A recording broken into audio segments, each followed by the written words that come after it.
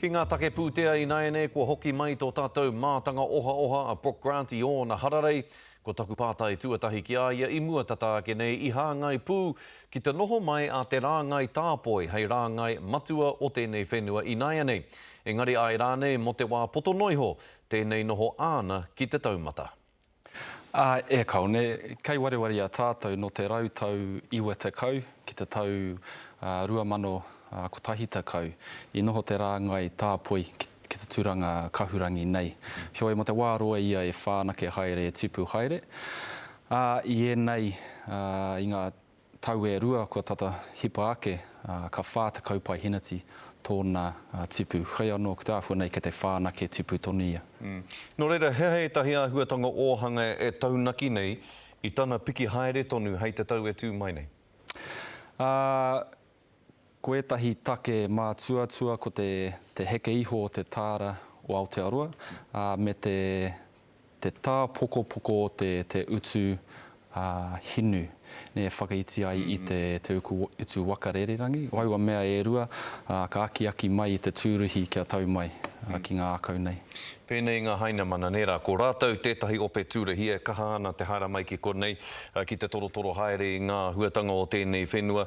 Engari, e a wangawanga tonu ana koe ki te ōhanga o roto o haina I tēnei wā? Ka a wangawanga tonu hau mo tō rātou ōhanga, engari ka nui ake pēr te kino ka pātu ki aua rāngai ka hokomea ki reira, hoko I te miraka, te miti, te rākau. He rereke pēr te rāngai tāpoi. Ne kua koropu pū ana nei raruraru ki reira mo te wāroa.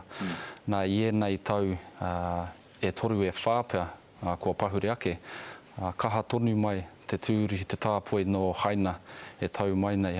Ko rātou te ope e piki e tipu rawa ake. Me te mea no he kaha tonu ngā tūruhi, ngā tāpoi ka tau mai no wēratu mā ki te ēratu whenua, ko Ahitaraeria tērā, ko Amerika tērā, ko Ingarangi tērā.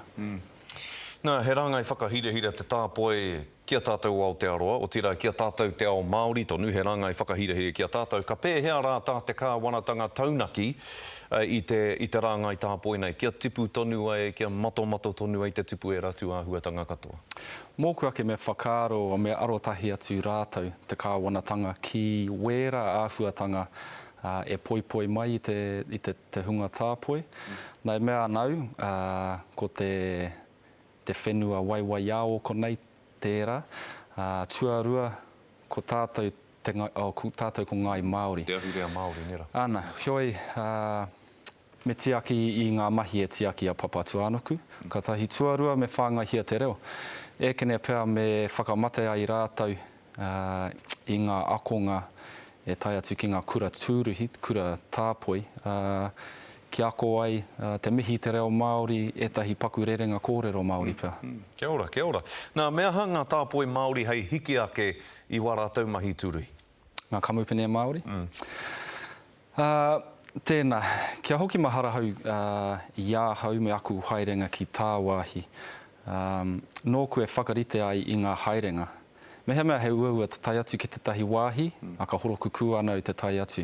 Hioi, tērā pēr me pātai ngā kamupene Māori, ai rānei he uaua te tai atu ki o rātou rohe, no ngā taone nunui, no Tāmaki, no te whanganui ātara. Mehea mea he uaua, me pēhā rātou e whakangāwari ai. Me kōrero atu pēr ki ngā kamupene pāhi, ekene pēr mā ngā kamupene Māori e tai atu ki ngā taone nunui whakahoki ai ngā tūri nokona. Ngani koe nā te hua o tō tāua kāinga o Rotorua nera, ngā wari noiho te haere ki Rotorua I Tāmaki, I te whanganui ātara I hea. Ko iei e tū nei a Rotorua, hei taumata o te tāpoi. Tēnā koe, Tēnā koe, hoi mihi atu ana.